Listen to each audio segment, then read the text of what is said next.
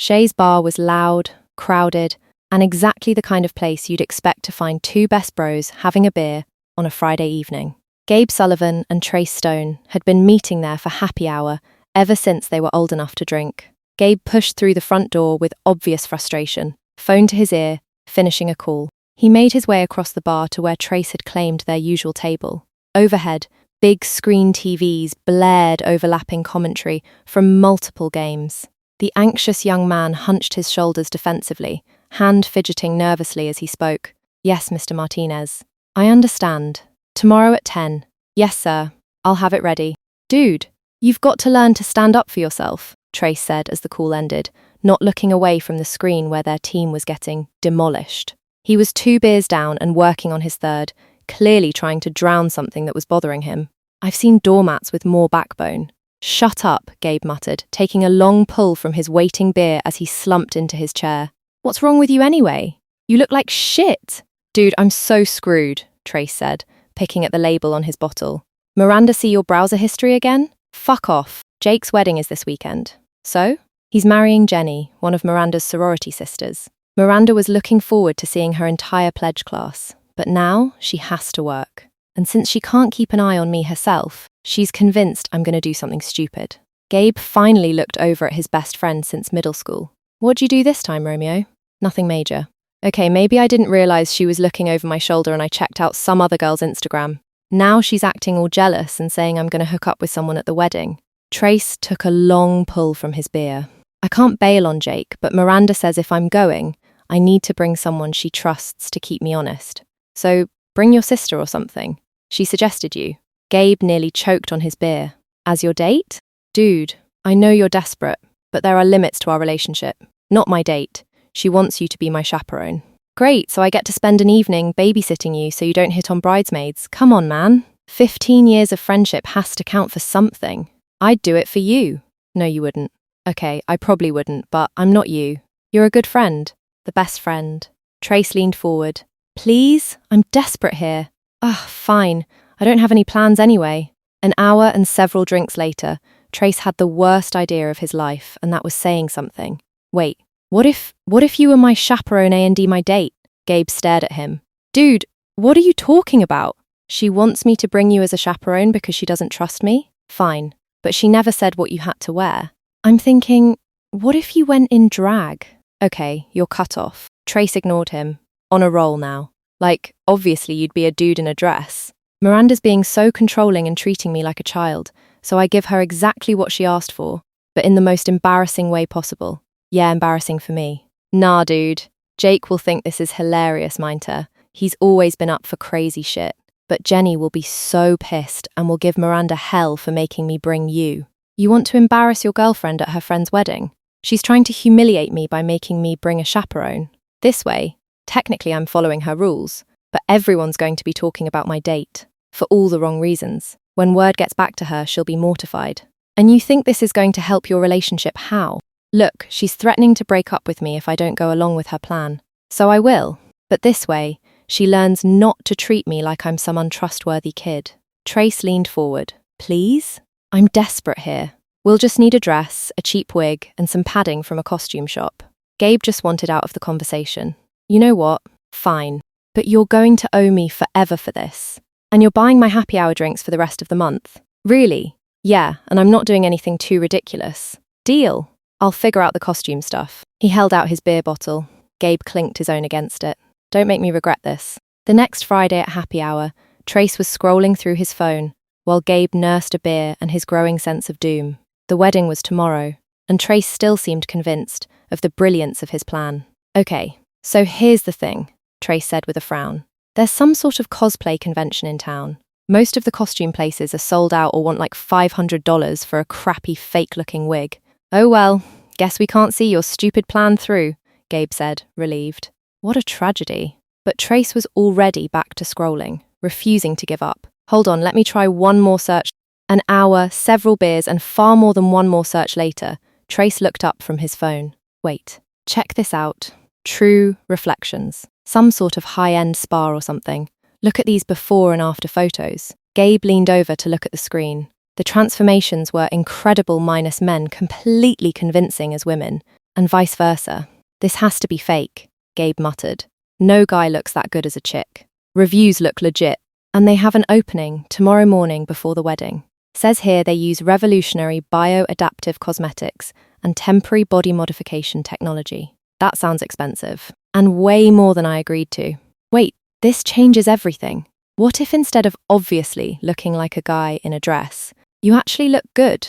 Do you think you're actually helping your case? Come on, you already said yes. You can't back out now just because it got more interesting, Trace said.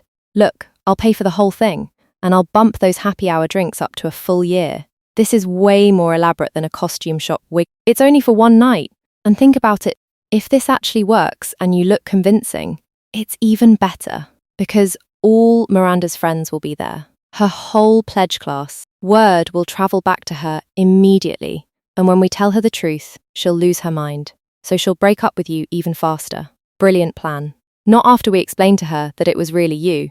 Imagine her face when we tell her the truth. She'll be furious that we fooled her, but she can't blame me for following her instructions perfectly. She's going to murder us both. But Trace was too excited, or too drunk to listen. That's the beauty of it. She can't be mad that I followed her rules. Plus, what are the odds you'll actually look hot? Like you said, those photos are probably AI. This'll probably be a disaster, and we'll have a good laugh about it. You realize this plan requires me to spend an entire wedding reception as your girlfriend, right? Fake girlfriend. Or fake girlfriend given your ugly mug. Gee, thanks for the confidence boost, arsehole. You know what I mean. Trace grinned. Seriously, think about it. It's a win-win. Either they deliver and you look good, or they don't and Jenny will be mortified. Either way, Miranda learns her lesson and we'll have a good laugh about it. Fine. Let's go see what kind of train wreck they can make me into. That's the spirit. Besides, worst case scenario, you look like a linebacker in a dress, and I get some great blackmail photos of you. I hate you so much right now. Love you too, buddy. The next morning, Gabe and Trace stood outside a sleek storefront in an unfamiliar part of town. The windows were tinted black, and the only sign was a small silver plaque reading True Reflections. You sure about this? Gabe asked. This place looks like where people go to disappear. Too late to back out now, bro. The wedding's in 4 hours. Besides, what's the worst that could happen? The interior featured white walls, soft lighting, and minimalist furniture that probably cost more than Gabe's car. As they entered, a tall, elegant woman emerged from the back, speaking with a slight accent Gabe couldn't place. You must be Trace and Gabriel. I'm Isabella. I understand we have an interesting project today. It's only one night for a wedding. Just something simple, Gabe said quickly. Dress? Maybe a wig? Simple? Isabella waved dismissively. Darling, why settle for community theatre when you can have Broadway? You have excellent bone structure. We can work wonders with this. She circled Gabe with an appraising eye. Yes, I'm thinking elegant, sophisticated. Those cheekbones will be stunning with the right enhancement. Enhancement? Our bioadaptive cosmetics and structural modification system. Much more advanced than traditional makeup and prosthetics. Everything will return to normal within 24 hours as your body chemistry rebalances. Trace was clearly enjoying Gabe's discomfort. See? Totally safe. This is going to be epic. That's what I'm afraid of, Gabe muttered. Isabella led Gabe to a room that looked more like a medical suite than a salon. She pulled on gloves and gestured to Gabe's clothes. First, we establish your base. Remove all your clothing, please. Everything. Whoa, I thought this was just makeup. Gabriel, darling, if you want to look like a man in a dress, you can go to any costume shop. If you want to look like a woman, you trust the professional. She handed him a towel. Here, you may protect your modesty with this for now. Reluctantly, Gabe stripped completely. This is already way more involved than I expected. Trace laughed from his chair. Go big or go home, princess. Easy for you to say. You're not the one standing here in a towel about to get transformed into something magnificent, Isabella said with a mysterious smile. We must begin with hair removal. Do you have a razor? I didn't agree to any waxing. Nothing that barbaric, darling. She produced a device that looked like a scanner, moving it slowly over his legs, arms, chest, and groin. Where it passed, hair simply vaporized, leaving his skin completely smooth. That's impossible, Trace said, leaning forward with interest. Targeted follicle deactivation, much more thorough than traditional methods. Dude, you look like a hairless cat, Trace snickered. A really pale, angry hairless cat. Shut up, Gabe muttered, but he was staring at his completely smooth skin in amazement.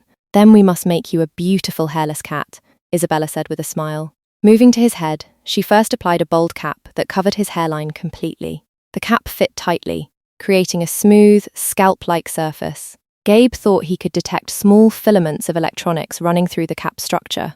Next came what looked like a container of thick, golden brown paste. Isabella began spreading it across his entire body with clinical thoroughness, working it into every inch of his skin from head to toe, and covering the bold cap. "What the hell is this stuff?" Gabe asked, as the warm paste seemed to absorb into his skin, leaving behind a flawless golden bronze complexion.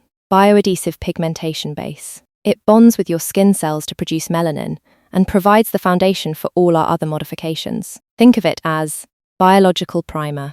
"This is like something out of a sci-fi movie," Gabe said, watching his pale complexion transform into a warm, radiant tan.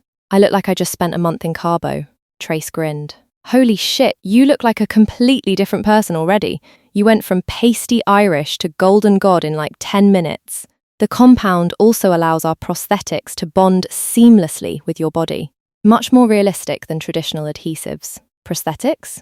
Isabella smiled and revealed what looked like a selection of incredibly realistic body parts. "Don't worry, darling. You're going to love the results." "This keeps getting weirder," Gabe said nervously. Moving to his face, she began attaching several small prosthetic pieces. "First, we'll adjust your nose structure with this prosthetic overlay," she said, carefully applying what looked like a second skin to make his nose more delicate and upturned. Similar prosthetics attached to his jawline, rounding and softening the angular masculine lines. "Slight pinch now," Isabella warned, reaching for a tray of syringes. "Ow!" Gabe yelped as the first needle penetrated his skin. "What was that?"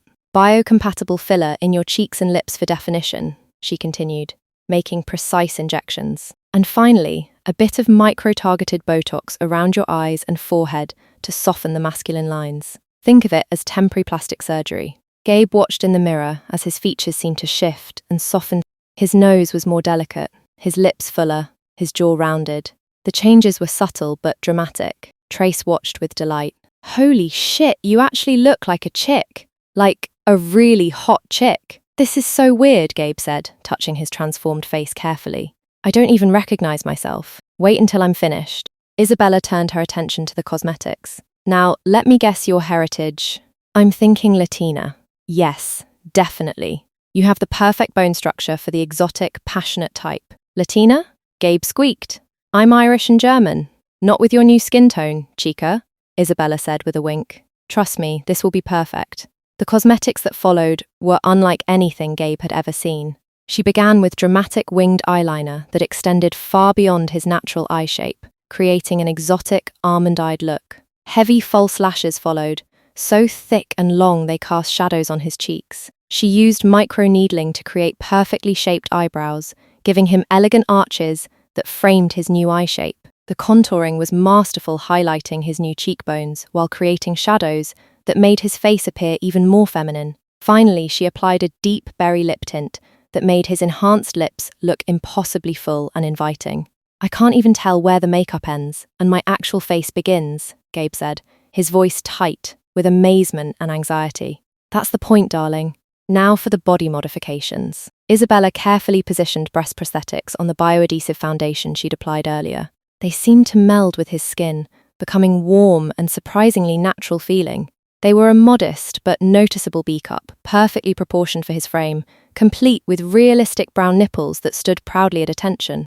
"I can't feel where they attach," Gabe said, prodding at what now appeared to be his chest. "They feel completely real." Bioneural integration. The prosthetics themselves have no nerve endings. Of course, they're just very sophisticated attachments. But your cap monitors when they're touched and tells your brain you're feeling it. Your nervous system is completely convinced they're part of your body. "Dude, you've got boobs," Trace said with obvious amusement. "Like, actual boobs. This is the best day ever."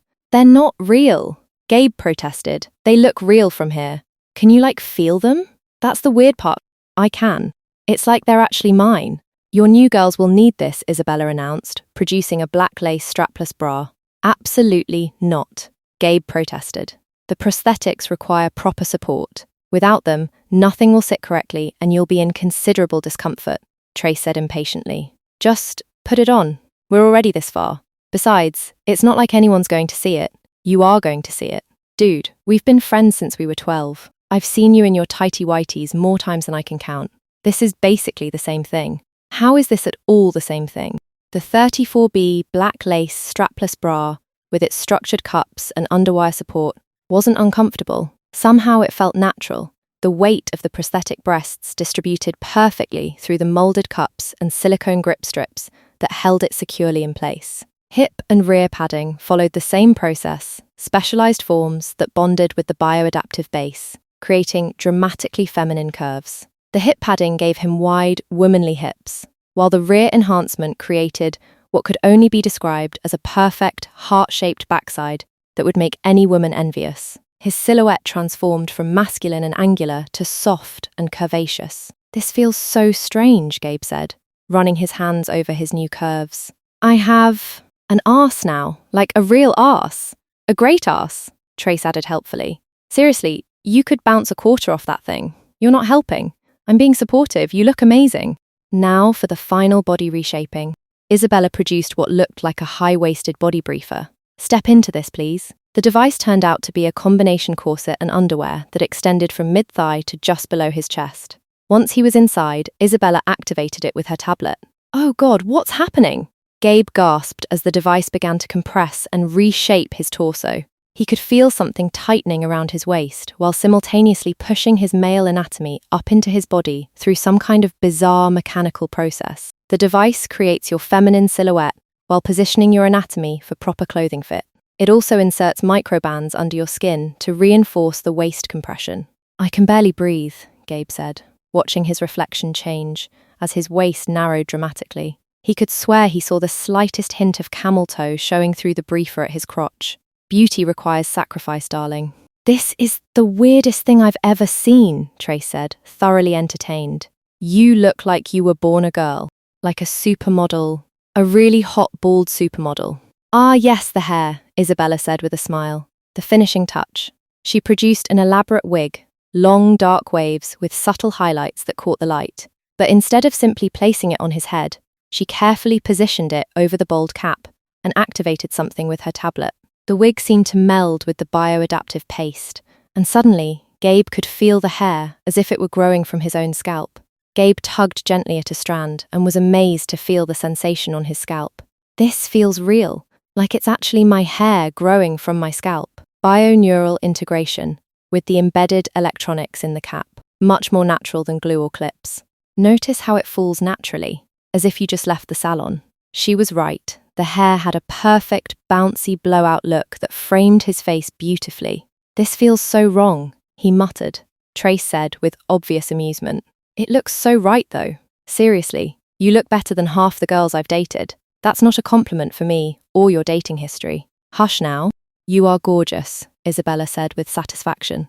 "Now we train your movement patterns. You'll need to learn how your new body moves naturally." She produced several small electronic devices that looked like high-tech fitness trackers. These will coordinate with the systems already embedded in your briefer and bold cap to provide movement guidance, she explained, attaching sensors to his wrists and ankles. The devices synced immediately with the existing electronics, tiny lights blinking in sequence. "I've never worn heels in my life," Gabe said nervously as Isabella handed him a pair of designer stilettos. "Do not worry, darling.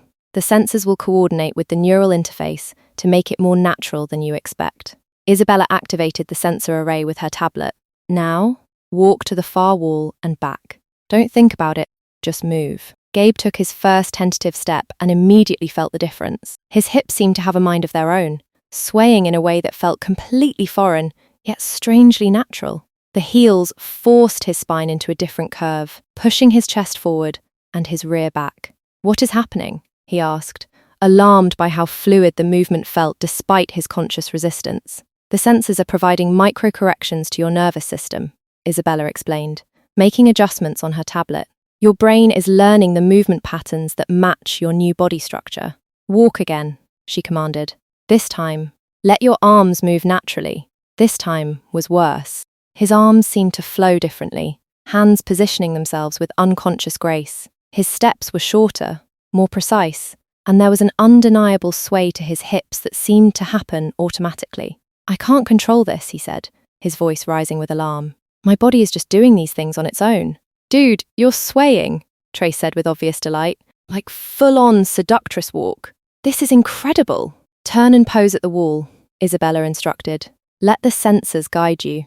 Without thinking, Gabe found himself executing a graceful turn, one hand naturally finding his hip, the other falling elegantly at his side.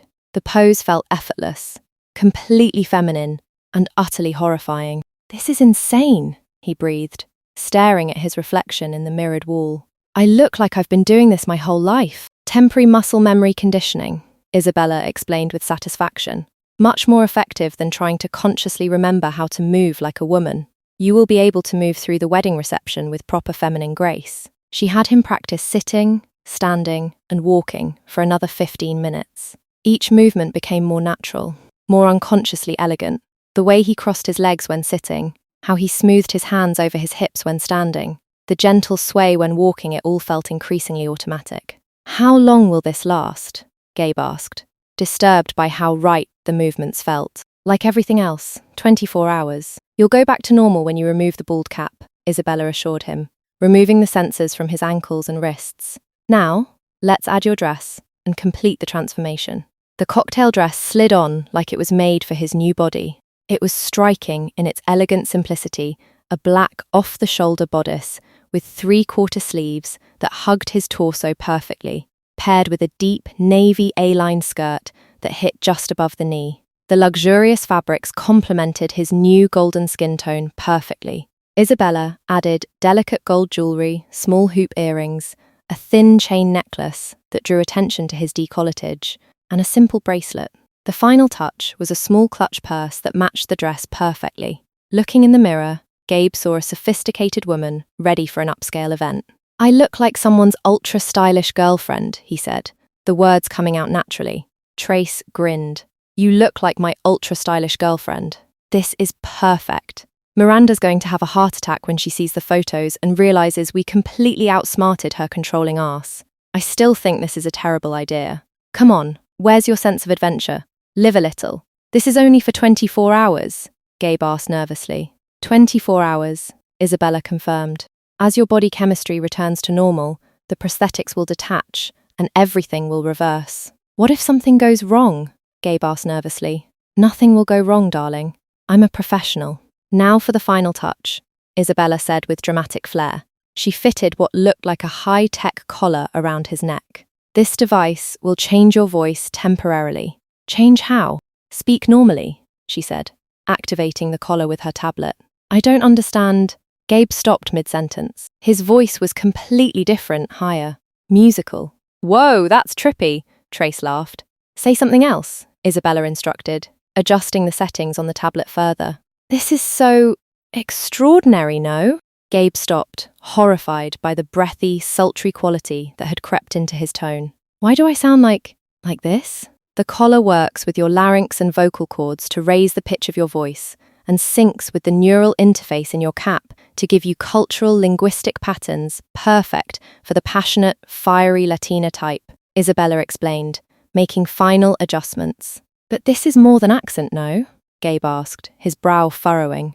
My English, she sounds so different, like I learned it as second language. Ah, very perceptive. The system adjusts your vocal patterns to match your new identity. Your backstory is Buenos Aires. Your family moved here when you were 13. The language patterns will feel completely natural. Buenos Aires, Gabe repeated, the words rolling off his tongue with surprising familiarity. Trust me, darling. When people ask tonight, you'll know exactly what to say. But I do not even speak Spanish. How can I have accent for a language I do not know? The system doesn't require actual knowledge, my dear. It simply adjusts your vocal patterns and speech rhythms to create the accent. Your English now sounds like it was learned second, even though it wasn't. Dude, this is so messed up, Trace mocked. You sound exotic as hell, but you're still the same guy who failed Spanish class. Isabella stepped back, removing the vocal collar and surveying her complete transformation with obvious satisfaction. Perfect. Absolutely perfect. She turned him toward a full-length mirror. Meet Gabriella. Gabe stared at the reflection in shock. The woman looking back was stunning, elegant features, perfect curves, golden bronze skin, and an undeniably feminine presence. When he turned, the movement was completely natural, unconscious feminine grace. Trace exclaimed, staring at his transformed friend. Holy fucking shit! You're actually hot. Like, really, really hot. I mean, I'd totally hit on you if I didn't know you were Gabe. This is so incredible, no? Gabe said, his new voice filled with wonder and terror. I look like a completely different person now. Trace grinned. You look like someone I'd want to date. Miranda's going to flip when she sees the photos. This is not funny anymore, Trace, Gabe said quietly. Are you kidding? This is the funniest thing that's ever happened. Wait until I tell everyone. You will not be telling anyone about this. Relax, Trace interrupted. What's the worst that could happen? You spend one night as a hot chick at a wedding. There are worse fates. This is easy for you to say. The wedding was everything Trace had promised: elegant, expensive, and packed with people Gabe had never met. Before long, he found himself sliding effortlessly into the role of Gabriella. Things went awkwardly smoothly. Despite Jenny's tight smiles and overly polite pleasantries when she greeted them, it was clear she viewed Gabriella as an interloper. Miranda's sorority sisters kept angling their phones for surreptitious shots of Trace's date, surely sending them in a constant stream back to Miranda. But despite it all, everyone maintained perfect wedding etiquette. No one wanted to cause a scene at someone else's big day, but Gabe could feel the undercurrent of tension and whispered conversations that stopped whenever they approached. After a while, he sought refuge in some of the newlyweds' more distant relatives. Trace, your girlfriend is gorgeous, Jake's aunt gushed. Where did you find her? Trace said smoothly, clearly enjoying the deception. We met through mutual friends. Gabriella's in marketing. You're so lucky, a second cousin added. She's stunning. Thank you. You are too kind, Gabe said politely, then blinked in surprise at his own response. He was disturbed by how his voice seemed to caress every syllable, making even basic conversation sound seductive. I love your accent, the aunt continued. Where are you from originally? Buenos Aires, Gabe said, the words coming surprisingly easily, his hand fluttering to his chest as he spoke. But my family. We moved here when I was 13. How wonderful. Argentina. That explains your elegance. You two make such a beautiful couple. As the evening progressed, Gabe found himself getting into character more and more, and started acting in ways to deliberately cause more disapproving glares. When Trace put his arm around his waist, he leaned into him naturally. When they danced, he followed his lead without thinking about it. You're really good at this, Trace whispered during a slow song. It's like you were born to be a woman. You must stop with these things right now. Yes? Gabe whispered back. I'm just saying. You're a natural. Maybe you missed your calling. Gabe planted a stiletto on Trace's foot deliberately. Oops. Ow. Okay, I'll stop. But Trace didn't stop. Throughout the night, he kept making little comments. Wow, you're really working that dress. The way you're laughing at that guy's jokes. You've got this flirting thing down pat. I think my uncle is checking you out. Should I be jealous? It finally got to be too much. When Trace made a comment about how he should consider this as a career change, something inside Gabe snapped. Enough. You laugh at my fear like it's entertainment for you, he said, his voice rising with passionate intensity, hands gesturing emphatically in the air. Whoa, okay. Calm down there. Spitfire, Trace said, taken aback. This is not funny thing. You are terrible friend. Gabe continued, his eyes flashing. Dude, chill. You don't have to go full telenovela on me, Trace said, trying to diffuse the situation with humor. Storming off, Gabe could see the delighted expressions of Miranda's friends. He found himself wondering where that outburst had come from. He'd always just put up with Trace's teasing. Usually he'd just roll his eyes and endure it quietly. But something had made him snap back with such fiery passion, his temper flaring like some kind of temperamental Latina stereotype. Was he just getting into character? Or was the technology in the cap somehow affecting his personality too, making him react the way people expected Gabriella to react? The thought was too disturbing to consider seriously. He pushed it away and headed for the open bar to drown his worries. An hour later, Trace nervously approached the table, where Gabe was working through what appeared to be his 4th or 5th glass of wine. You're really putting it away tonight. I am feeling so incredible, Gabe said, his voice purring with satisfaction. It was the truth. Everything felt heightened, more vivid. Colours seemed brighter, music sounded better, and he felt more confident and alive than he ever had. Trace slid into the next chair over and raised his glass. I'm sorry about before. You're the best wingman ever, to the perfect plan. For surviving this most extraordinary night, no? Gabe replied, clinking glasses. He grinned widely, jumped to his feet, and pulled Trace back onto the dance floor. The combination of alcohol, nerves, and the fact that his constricted stomach would not fit more than a few bites of food had created a perfect storm in Gabe's system. By the end of the night, he was glowing with energy and happiness, drunk out of his mind. "Best night ever, rah," he sarcastically slurred as Trace helped him into the car at the end of the night. "Dude, you're so wasted," Trace laughed. "But that was amazing. I got so many compliments on my girlfriend. Some dude asked if you have a sister. This is very disturbing, no? It's hilarious. Wait until I tell the guys that my hot date at the wedding was actually you. You will not be telling anyone about this. Come on, this is too good not to share." Gabe's voice had a warning edge that even the alcohol and his new accent couldn't soften. "Trace, fine, but admit it, you had fun." "Yes," he said, surprising himself that he was telling the truth, but he was ready for things to go back to normal. Gabe's head lolled against the window as the wine and the long night finally caught up with him. 12 more hours, he calculated sleepily as his eyes drifted closed. 12 more hours and this would all be over. Gabe awoke well past noon on Sunday, face down on his own bed. For a moment, he thought it had all been a weird dream, until he rolled over and felt the twin weights on his chest. Looking down, he realized he was still wearing the dress he'd worn to the wedding. Hangover pounding against his temples, he stumbled to the bathroom mirror. Gabriella stared back at him, makeup still flawless and runway perfect despite a full night's sleep. "What the hell?" His accented voice was still high and musical. "These things, they should be wearing off by now, no?" He dialed Trace, but the call went straight to voicemail. Panic beginning to rise, he stripped out of the dress and examined his body. Everything was exactly the same as last night, the golden skin, the curves, the completely feminine appearance. Gabe struggled with the uncomfortable body briefer. The tight garment clung to his skin, and he could only work it down to his hips before stopping to catch his breath. Even half removed, he expected to feel some relief, some return to his normal proportions. But his waist remained impossibly narrow, as if the corset was still compressing him, even though the fabric had been pushed down to his hips. The hourglass silhouette in the mirror looked completely natural, like he'd been born with these proportions. "What has she done to me?" he muttered, running his hands over the curves that should have disappeared with the shaper. This made no sense. Determined to get the restrictive garment completely off, he wrestled with the remaining fabric, finally peeling it down over his hips and stepping out of it entirely. He looked down, and the world tilted. His penis was gone. His testicles were gone.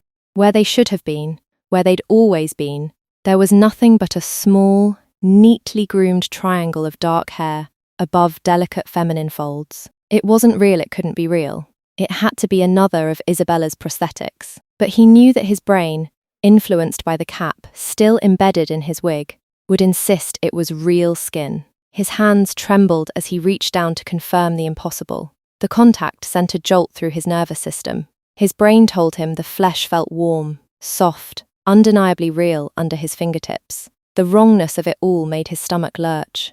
"Dios mo," he whispered, the Spanish coming naturally in his moment of absolute terror. His legs gave out, and he sank to the floor, naked and shaking, staring at his reflection in the full-length mirror. The woman looking back at him was complete in every intimate detail. He could see the soft pink tissue, the realistic feminine anatomy that had replaced everything familiar. But even worse was the realization that 24 hours had passed since he first entered True Reflections, and he hadn't started changing back. At all. His phone rang. Trace's name appeared on the screen. "Trace, thank God," Gabe answered. "Dude, Miranda is freaking out. She got texted like a million photos of us from last night and thinks I hooked up with some random hot chick. She's threatening to dump me. This is amazing. I can't wait until we tell her the truth. Forget about that. I am still looking exactly the same as last night. Is not wearing off," Gabe said desperately, his free hand gesturing emphatically even though Trace couldn't see him. He caught himself mid-gesture, startled. When had he started talking with his hands like this? And is much worse than I thought before. "She did things to me. Everything is different now. Everything." He stopped himself, his face burning with embarrassment. How could he possibly explain to his best friend what he'd just discovered? Some things were too personal, too mortifying to share, even with Trace. "What do you mean?" Trace asked. "Never mind. You come over here now." Okay. You know I can't resist when a hottie invites me to her apartment. You think this is time for making jokes? Aw, come on, that was hilarious. You are impossible," Gabe yelled as he hung up. Trace breezed into Gabe's apartment to find a beautiful Latina staring out the window, a forgotten cup of coffee cooling in her hands. Trace had thrown on a casual tank top and basketball shorts, the kind of outfit he'd wear to lounge around on any weekend morning. Gabe didn't have the same luxury. He wore high-waisted dark-wash jeans that hugged his feminine curves perfectly and a black off-shoulder wrap top with flowing sleeves that showed off his golden skin and tiny waist. Layered gold necklaces completed the look, making him appear effortlessly chic. His hair fell in perfect waves, and his makeup looked like he'd just left a professional salon. Trace stopped, staring. Holy shit, you're right. You still look exactly like Gabriella. But wait, why are you all dressed up? Gabe's altered voice emerged with passionate intensity. Nothing of my clothes is fitting this ridiculous body. All I have to wear is this day-after outfit Isabella gives me. But you did your makeup and everything? I do not do anything. I just wake up like this, yes? Whoa. Okay, calm down there, Trace said, backing off quickly and pouring himself a cup of coffee from Gabe's pot. Look, we did it, right? We fooled Miranda, we had a good time at the wedding. I'm sure Isabella can change you back, she's a professional. We just go back, explain the situation, and boom, problem solved, okay? Yes. Okay, I hope this too. Trace raised his coffee mug with a confident grin. Here's to getting my ugly best friend back by happy hour. Despite his anxiety, Gabe found himself reluctantly picking up his own mug. To being your ugly best friend again, he said, clinking mugs. They drove back to True Reflections, Trace chatting confidently about their weekend plans while Gabe tried to ignore the stares from other drivers at red lights. If Isabella was surprised to see Gabe still transformed, she didn't show it. Ah, Gabriella. How was your magical evening? You will change me back right now. You promised precisely 24 hours. That is indeed odd, Isabella said, examining him curiously. She briefly took his pulse and looked into his eyes with a small flashlight. Tell me about last night. The venue, decorations, anything that seemed unusual or different. Nothing really, Gabe said. Just normal wedding. Yes? What about you? Isabella turned to Trace. Did you notice anything specific about the setting? What flowers were in the centerpieces? Trace shrugged. I dunno, roses maybe? Standard wedding stuff. Isabella's eyes lit up dramatically. Roses. What color were they? Red? Pink? I wasn't really paying attention. Ah, that explains everything perfectly. Certain varieties of roses release compounds that can significantly extend the bioadaptive integration period. Red and pink roses are particularly problematic. What is the meaning of this? Gabe asked, his voice trembling. It means, darling, that instead of 24 hours, you could be looking at, well, it's quite unpredictable. Could be a week, could be a month, possibly longer. Rose compound interference creates very unstable chemistry. Gabe's voice went high with disbelief. Months. Never have you mentioned such a thing was possible. It was in the fine print. Very rare occurrence, but not unheard of when exposed to certain floral environments. This is hilarious, Trace said, barely containing his laughter. Dude, you might be stuck as a hot chick for a month. This will be the best story ever. Nothing about this is funny. Gabe exploded, his voice rising passionately, his eyes wide with angry intensity. Trace grinned. It's a little funny. Relax, even if it takes a few days to wear off, you'll be fine. You're like, super hot now. That's got to count for something. Relax? You think I should relax about this? Gabe gestured dramatically at his transformed body. This disaster. You are absolutely impossible. I mean, you've got to admit, the whole situation is pretty ridiculous. And I'll have something to give you shit about for years now. Isabella watched this exchange with growing interest. You find your friend's situation amusing, Trace? I mean, it's not like it's a tragedy. Look at him, he's gorgeous, he was getting hit on, Jake's aunt even offered him a job. It being hilarious is just a lucky bonus. How interesting. And you, Trace, have never experienced anything challenging that others might find entertaining? Not like this. This is comedy gold. I'm never going to let him live this down. Isabella smiled, but it wasn't a pleasant expression. You know, Trace, you have quite good bone structure yourself. Very similar to your friends, actually. Thanks, I guess? I think you need to understand what your friend is going through. From a more personal perspective. What do you mean? Trace asked, suddenly wary. Well, as long as you're here, perhaps you'd like to see what our treatments could do for you. Professional courtesy. No charge, of course. No thanks, I'm good. Oh, but I insist. Isabella's smile widened. You find transformation so amusing, surely you'd be curious to experience it yourself? Really, I'm fine.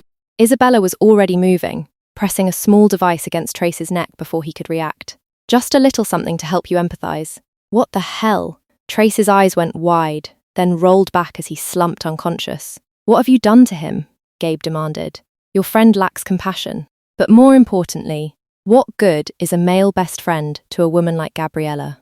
She needs a girlfriend who can truly relate. But you cannot just do these things to people. Cannot what? Give him the same treatment I gave you? I think it's only fair, though perhaps with a few modifications. Isabella began working on the unconscious Trace, using the same methodical techniques she'd used on Gabe, but this time her choices were very different. Where Gabe had become an elegant, sophisticated woman, Trace was being transformed into something else entirely. The bioadhesive paste gave him a golden California tan. The hair removal was followed by more extreme cosmetic procedures, injecting much larger amounts of filler into his face. His features became dramatically more feminine, not the subtle elegance Gabe had received, but obvious, over-the-top beauty that screamed artificial enhancement. Lip injections gave him a perpetual pout, cheek fillers created dramatic hollows, and his brow was unnaturally smooth and expressionless from Botox. What is it that you are doing to him? You did not do such big things to me, Gabe asked, unable to look away. Your friend requires a more comprehensive education.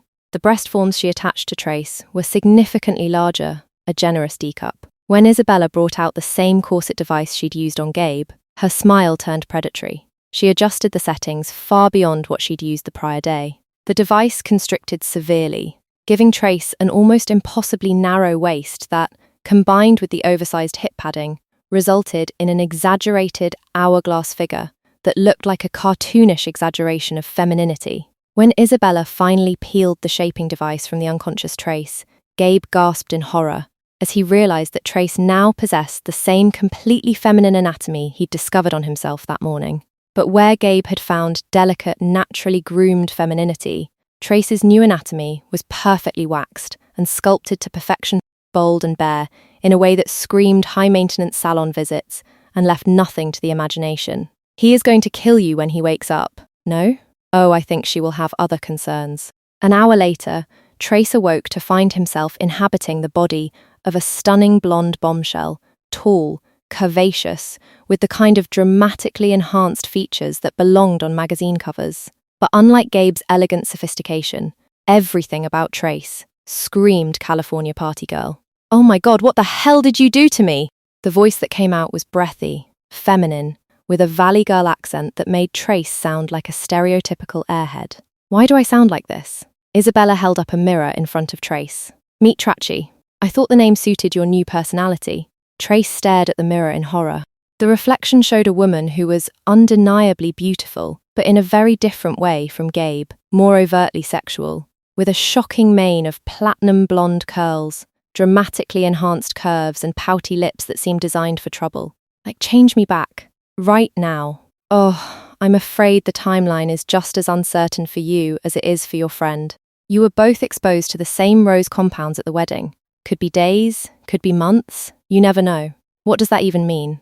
It means, darling Traci, that you and Gabriella get to stay what you've always been. Best friends, only best girlfriends, for however long this lasts. You totally can't do this. Trace's new voice cracked. I can, and I have. Consider it a learning experience in empathy.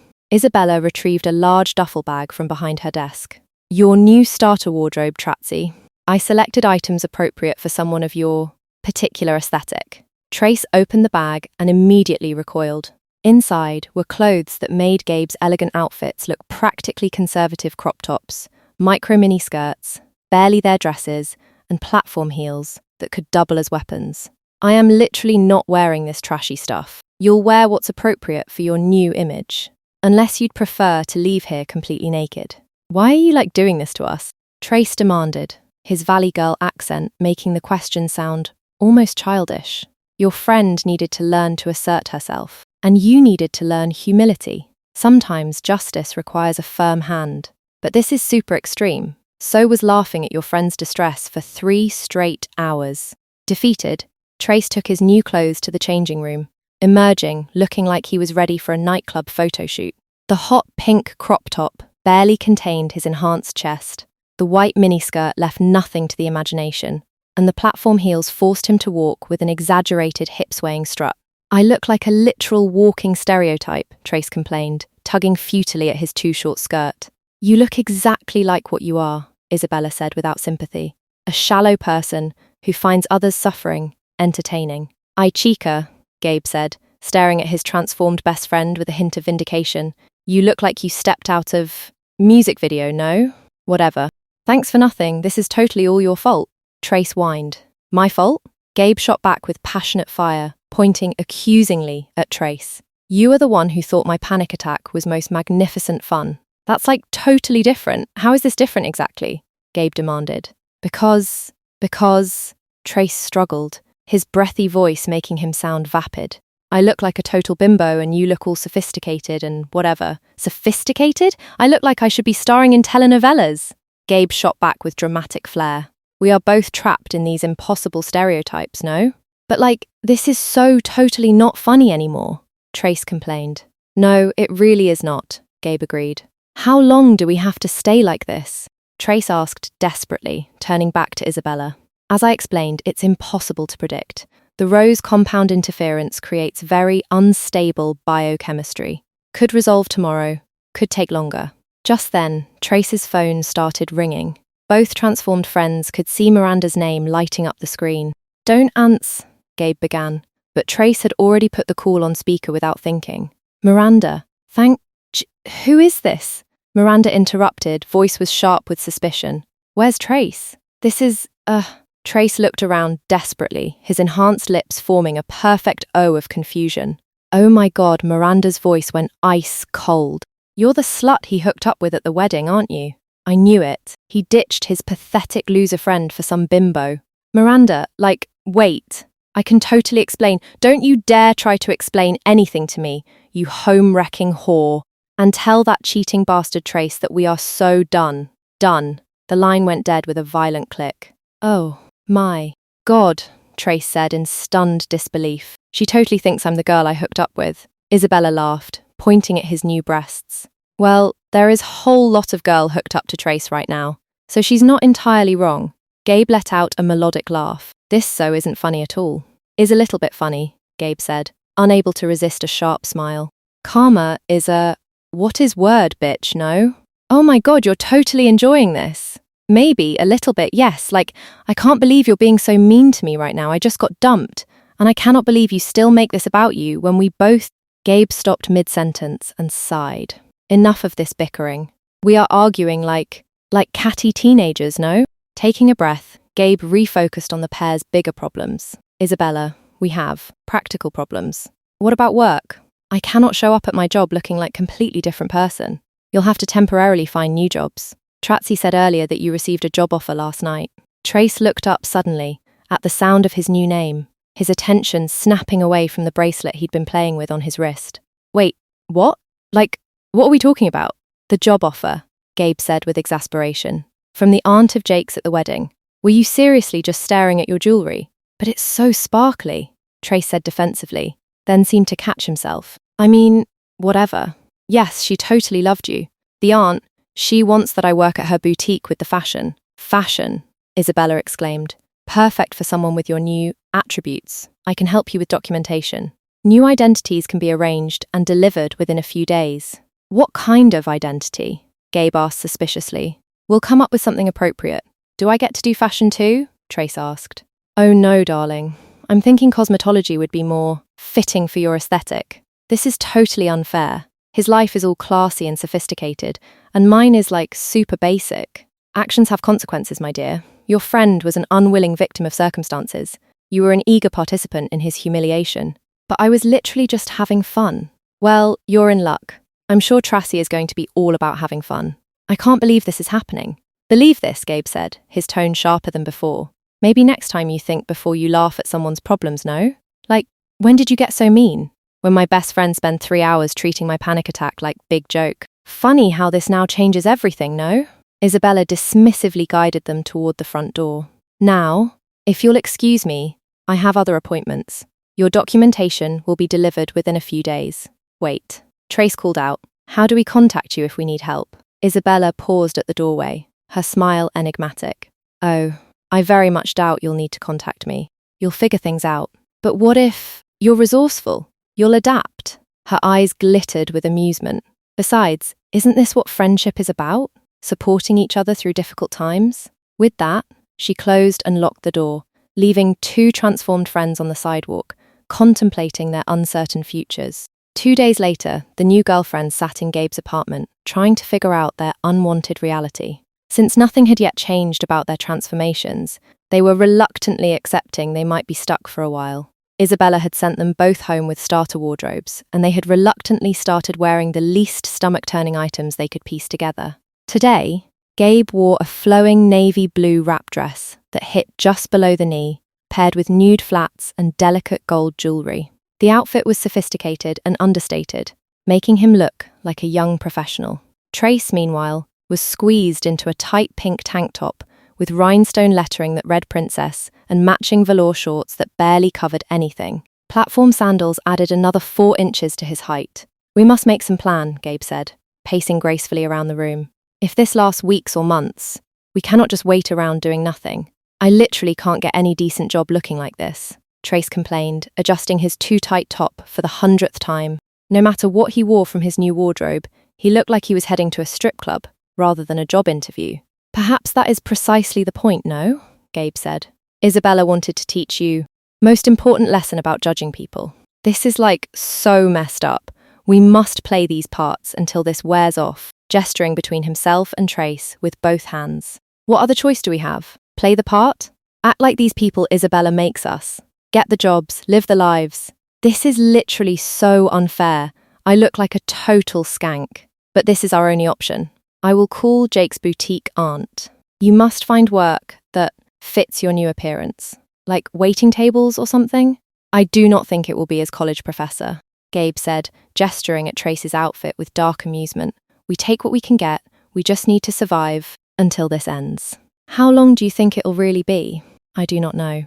Perhaps weeks, perhaps months. But we cannot just sit here, waiting. I can't believe we're actually talking about this. But we must. We need money. We need to live. And looking like this, Gabe gestured to his transformed body. We must play these roles. It's just so weird, I'm supposed to pretend to be this trashy person? This is better than being homeless, no? Suddenly, there was a knock at the door. When Gabe answered, a messenger offered him 2 large envelopes. Delivery for Gabriella and Traci? They looked at each other with growing unease. That would be us, yes, Gabe said, accepting the packages. Inside were complete identity portfolios, birth certificates, social security cards, college transcripts, even employment histories and credit reports. Gabriella Valentina Castillo, the former Gabe Sullivan, read aloud, his accent making the name sound natural, musical. Fashion merchandising degree from us. Graduated summa cum laude. At least yours sounds classy, Trace muttered. Tracy Amber Diamond? Seriously? That is a total stripper name. And I attended Hollywood Beauty Academy for cosmetology. Gabe flipped through more papers, his eyes growing wide. It says I worked in fashion PR, but I quit to become full-time influencer? I am currently unemployed for 6 months. Look at this employment history. Trace read with growing dismay. I worked at 3 different salons, 2 nail places, and a makeup counter at some mall store called Glam Girls. Here is my birth certificate from Buenos Aires, Gabe said, holding up documents. My certificate of naturalization from when I was 19 years old, even an expired Argentine passport. This is so embarrassing. Trace continued reading. It says I got fired from 2 places for excessive tardiness and inappropriate attire, and got written up for unprofessional conduct with male customers. Mine is getting much worse. Gabe continued, sifting through papers with growing dismay. Bank statements showing I spent my entire savings on designer clothes and makeup. Credit card debt of $12,000 from shopping at places like Bergdorf Goodman and Neiman Marcus. Look at this apartment lease, Trace said miserably. It's for some gross studio in Van Nuys where my rent is cheap because the place is, totally sketchy. I live in tiny, trendy studio in West Hollywood, Gabe countered, holding up printed screenshots with dramatic flourish. The rent? It costs almost everything I could possibly earn. And there is more. Instagram account with 15,000 followers obsessed with fashion and makeup tutorials. Oh my god, I have a TikTok where I do stupid dance challenges in barely any clothes. Gym membership at some place called Vibra's Fitness. Gabe sighed. I take Zumba classes every weekday morning and salsa lessons twice a week? Who has time for such things? At least you're not advertising yourself online. My dating app profile says I'm looking for generous gentlemen, Trace said, then kept reading. And I drive a bright pink Volkswagen Beetle? Ugh, at least you own a car, Gabe said, holding up more papers with dramatic flourish. According to this, I have subscriptions to 15 fashion magazines, a premium account on some clothing application, and I have taken Uber to every sample sale in Los Angeles for the past year. Well, in the past year, I literally have 3 citations for public intoxication and 1 for indecent exposure for going topless at some beach party. Gabe threw up his hands in disbelief. This girl, she is fashion crazy. There is even detailed shopping diary tracking my outfit inspiration goals, whatever these things are supposed to mean. This is literally so unfair. At least your fake life is fashionable and trendy. Mine is just trashy. Fashionable? I have no job with massive debt and entire online personality obsessed with things I know nothing about. How do I pretend to care about these seasonal colour palettes and capsule wardrobe curation, eh? But at least people will think you're cool and stylish. Everyone's going to think I'm just some bimbo. And everyone will think I am some shallow fashionista who cares only about clothes and makeup. But this is not just that, no? This is whole different life. I was not even born in America anymore. Now I am from Buenos Aires. My whole heritage, she is completely different now. Gabe reached the bottom of his stack of documents and found a note in elegant handwriting. Gabriella and Tracy, I thought you should know. The transformations were always permanent. The Rose compound story was just to give you false hope while I arranged this delicious trap for you. Enjoy your new lives. Isabella, they stared at each other in stunned silence. Permanent? Gabe whispered. Like, permanent? Trace asked, his voice cracking. We must go back there right now. The friends sprinted to the street, only to find both their cars had been towed. This cannot be happening, Gabe said, staring at the empty spaces. They called a rideshare, and 20 minutes later arrived at True Reflections, determined to demand answers. Instead, they found an empty storefront with a cheerful space for lease sign hanging in the window. She is completely gone, Gabe said, pressing his face against the glass. The interior was stripped bare, no furniture, no equipment, no evidence that the studio had ever existed. The whole place is totally cleaned out, Trace added, his voice small and scared, like they were never even here. Tucked inside the mail slot, Gabe found another note from Isabella. She'd known they would come back to the salon. Gabriella, you needed to learn to overcome adversity and find real confidence. I've given you the life of someone who must rebuild from nothing while navigating a world obsessed with appearances. Tracy, you needed to learn humility and empathy. I've given you the life of someone who struggles and depends on others' kindness. You both needed to learn what it means to walk in different shoes. I hope you will see this for the gift it is. IPS. While you were making your way here, I took the liberty of having your former residences rekeyed and your vehicles repossessed. Your phones have been reported stolen and remotely wiped. I'm afraid your former landlords won't recognize you in your current state, so attempting to return to reclaim your old possessions would be quite futile. Your new wardrobes and belongings await you at the addresses listed in your identity packets. Do try to embrace your fresh start. Gabe's jaw dropped. For a long, silent moment, the two best friends stood on the sidewalk in the afternoon sun, two dramatically different women, slowly realizing the full scope of their situation. This is like all your fault, Trace said finally. And just like that, they were bickering again. My fault? Gabe exploded. You came up with this ridiculous plan, but you agreed to it. You literally could have said no, Trace protested. You never would have been changed at all if you had not been laughing at me the whole time. Well, you could have stopped her while I was knocked out. You totally let her do all that stuff to me. Trace accused. I did not know it was going to be permanent. She said 24 hours. Gabe shot back. Well, now it is permanent. And I didn't, sign up to become a bimbo forever. Trace's voice whined, becoming more emotional. And I did not sign up for becoming Latina forever, Gabe declared, gesturing at his entire transformed body with sweeping arms, but like at least people will take you seriously. I have to live my life looking like a joke. Trace's eyes started to well up. He crossed his arms and stamped his platform, heel-encased foot. Miranda dumped me. And now, I have to live in Van Nuys, above a tanning salon, and drive a stupid pink car. They glared at each other, then simultaneously caught sight of their reflections in the storefront window. Two stunning women having an argument on the street, looking like they belonged in completely different social circles. One elegant and sophisticated, the other vapid and overtly sexual. For a moment, Gabe stared at the reflection. Then, underneath Tracy's ridiculous bimbo appearance, he saw something familiar. The way she gestured when frustrated, the stubborn set of her jaw, even with all the lip filler. He saw his old friend Trace, trapped behind all that artificial enhancement. "We are so screwed," Trace said with a quiver, his voice small and vulnerable. Gabe's anger melted away. "We are," he agreed quietly, but his tone had softened. "But we will figure this out together, yes? We are still best friends, even if everything else has changed." "Really?" Trace looked at him hopefully through his ridiculous false lashes. "Really? We have each other. This means something, no?" Chez Barre was elegant, sophisticated, and exactly the kind of place you'd expect to find two BFFs having cocktails on a Friday evening.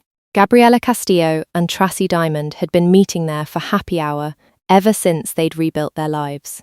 Gabriela swept through the entrance with obvious confidence, phone to her ear, finishing a call. She made her way across the dining room to where Tracy had claimed their usual table. Nearby, a jazz trio played softly in the background. The elegant Latina gestured gracefully as she spoke in Spanish, her hands moving in natural rhythm with her words. Perfecto. Mañana a las 10. Muchas gracias. Señora Martínez. Hasta luego. Whoa, your Spanish is getting, really good, Tracy said as the call ended, looking up from her drink with obvious admiration. She was 2 cosmopolitans down and working on her third, clearly relishing how she commanded the attention of every man in the restaurant. "You totally owned that conversation." Gabriela shrugged with a slight smile, smoothing her stylish black dress as she eased into her chair. "Is not so much, but enough to maintain cover story, yes. Clients at the boutique, they expect it. And after 6 months of this life," she gestured vaguely, as if to say, "it just happens." It had indeed been 6 months since their transformations. The first few months had been a nightmare doctors who could find no evidence they'd ever been anything other than women. Police who looked at them like they were delusional when they tried to explain about true reflections. No one believed that they were 2 men who had been transformed. And how could they, when every test, every scan, every piece of evidence said they had always been Gabriela and Tracy? But gradually, as the futility became clear, they'd stopped fighting their new reality and started learning to live in it. It wasn't all bad, either. Gabriela's promotion to assistant manager at Toyle Boutique had come with a lovely office and a salary that let her finally start paying down the massive debt she'd inherited. Through sheer determination and long hours, she was well on her way to financial stability while building a genuine career in fashion, something she'd never expected to enjoy. "Any luck this week finding Isabella?" Tracy asked, but from her wry smile it was clear she already knew the answer. "Nada. Is like she never existed, Sabes. Yeah. Would you, change back if you could?" Gabriela considered the question that had haunted her for months. "I do not know anymore. Would you?" "Ask me tomorrow," Tracy grinned. "Tonight I have a date with that super hot guy from the gym." Tracy had embraced her new party girl lifestyle more fully than Gabriela had thought possible. Her new life had actually taught her humility and empathy. Working service jobs, relying on tips, and being judged by her appearance had completely changed her perspective on how people treat each other. "The personal trainer? Aye. Chica, you are becoming quite the heartbreaker, no? Turns out this body has its advantages. You are impossible. But you love me anyway." I do. Always. Even though I'm like a total bimbo now? Especially because you are total bimbo. Someone must keep you out of trouble. That's literally what best friends are for, right? Forever, Hermana." The 2 women smiled at each other for a quiet moment, reassured that not even the unimaginable ordeal they'd endured was enough to break apart their friendship. "For Isabella," Gabriela said, raising her glass for a toast. "Wherever she is." "To Isabella," Tracy agreed. "The best, worst thing that has literally ever happened to us." They clinked glasses, 2 former bros who, through the strangest twist of fate, had discovered what it meant to be sisters. Outside, a woman with ageless features watched through the restaurant window, smiled with satisfaction, and disappeared into the night. Her work here was done. The best gifts, she mused with delicious irony, always came wrapped in the worst nightmares.